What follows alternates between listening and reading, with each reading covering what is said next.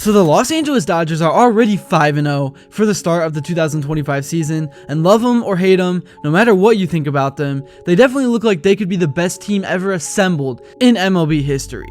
Obviously myself, I am a fan of a small market team in the Cleveland Guardians, so obviously I'm frustrated with how the MLB has allowed something like this to happen, but as a fan of baseball, you are not going to see better baseball being played than what is happening at Dodger Stadium right now, because they just swept the Tigers, a team that was red hot going into the playoffs last year, and they swept the Cubs in Japan as well. So I'm going to keep this video completely factual. I'm going to talk about what happened in the games and kind of recap them. I'll talk about who did what and everything going on with this team. I'm going to try to avoid all the opinions and that kind of stuff because I know some people get super angry about this team, but nonetheless, let's get into it. But before I begin, I would really appreciate it if you would drop a like and subscribe. It only takes 5 seconds, plus you can always change your mind.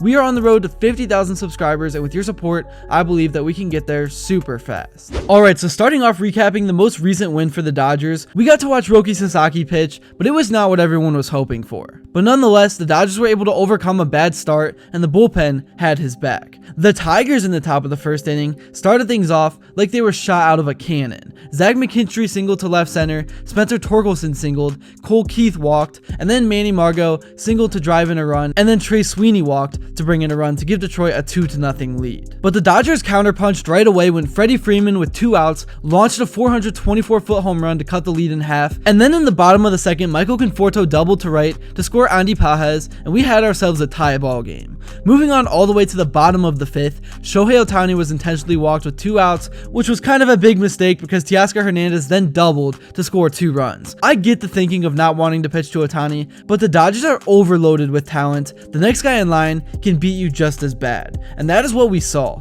And then in the bottom of the 6th, Will Smith added another run to the board when he hit a 408-foot home run, and now the Dodgers had a commanding lead. And even though it's so early in the season and it's not the end of the world, the Tigers kind of look deflated. In the top of the 7th, Zach McKinstry did single to score Jake Rogers, but that was it for them in terms of runs. And then in the bottom half of the inning, Tommy Edman hit a 421-foot home run, and after Shohei walked, Freddie Freeman doubled to right to drive him in, and that was the final score of the game, ending in 7-3. So a great way to start out the year for the Dodgers, and this is random, but I wonder if we are going to start to see anyone bring out the Yankees torpedo bats, because they are absolutely raking with them. I would love to see Shohei Ohtani hit with that thing. I think he could go for 60-60 this year. Alright, now moving to the middle game of the series, this game was a dogfight. Yamamoto took the mound, and the first inning started out pretty rough for him, but he was able to pitch out of it with no damage done, and the bottom of the first was not much to write home about. Shohei walked, Betts grounded out into a double play, and then Freddie Freeman flew out. In the second, Dylan Dingler started out the scoring for Detroit with a 432-foot home run, and the Tigers added on in the third when Gleyber Torres went deep.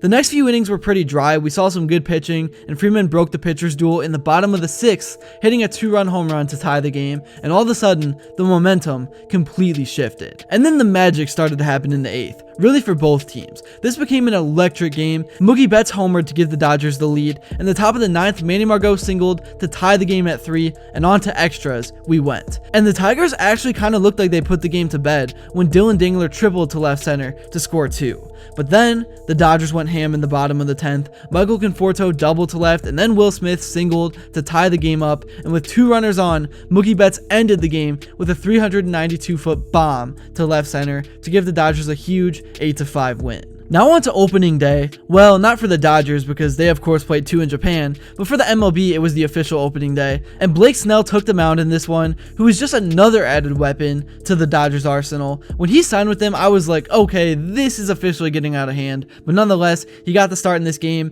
and he could be a big piece for the Dodgers this season if he can stay healthy. The scoring did not start until the bottom of the 2nd when Tommy Edman hit a 417-foot home run, but that was the only damage done because Will Smith then flew out and Muncy lined out to follow. In the top of the 4th, Spencer Torkelson walked, Jake Rogers walked, both runners moved and scored on a wild pitch to tie the game up, but Snell was able to strike out Ryan Kreidler to end the inning and keep things in control. Moving on to the top of the 5th inning, Gleyber Torres singled, Torkelson walked, and then Manny Margot hit a sac fly to give the Tigers a 2-1 lead, so now the Dodgers had to respond, and you guessed it, they did. Andy Pages singled to right, and then Teoscar Hernandez hit a big-time 3-run home run to give the Dodgers both the lead and separation. And that bomb really got Dodger Stadium going. That opening day energy was back. The Tigers did keep it close though. They didn't fold. So credit to them. Spencer Torkelson continued his trend of having good at-bats, and this time he hit a 427-foot home run to cut the lead to 1. So now the Dodgers needed to get an insurance run, and who better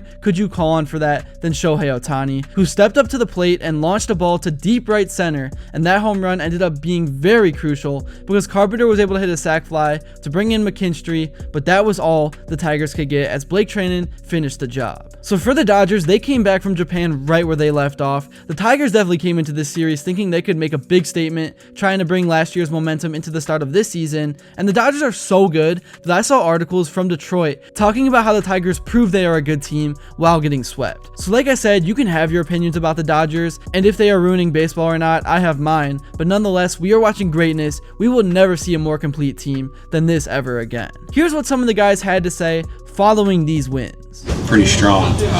Obviously, as you add on more weight, you can add on more strength. So right now, I'm just having fun hitting the 160-pound number. And you talk about your emotion, just describe it to us as you're rounding the bases. You can see it, you're pounding your fist, and the celebration, all your team is waiting for you at home. Yeah, that was super special. Just more, I know it sounds super selfish, but I'm just more for me, man. I was really proud of myself for coming in and playing underweight. Not that it's a big deal to playing underweight, but just the fight that I've kind of been through, the ups and downs, the nights where I'm just crying because I'm sick, and my wife there and just kind of holding me, and so that's really where that emotion kind of comes from. And then obviously winning for the boys, that's for the rest of it. Yeah, Roki, throughout his entire career, he's been a command guy. He doesn't walk guys. He's filled with strike zone. So I think that, right now where he's at, there's some new surroundings. He wants to impress. He wants to pitch well. He's going out there competing. And right now it's just not syncing up. And so we're going to keep working on it. But from the outset, I've always said we believe that this is a process. He's a young player who is first, delve into Major League Baseball, and we're going to keep getting better and go back to work and get ready for a start in Philadelphia. And so right now for me, I'm not going to overthink it and just continue to support him and make sure he's ready to go his next start. That's really all I have to say for this video. The Dodgers have a few big games coming up. Let me know what you thought about the Detroit series in the comments below, and also what you would like to see next. I'm covering a lot of MLB teams this season, not only the Dodgers, but I do expect for LA to do a lot of winning. But that's all I have. Make sure to drop a like and subscribe, and until next time, I will see you all later.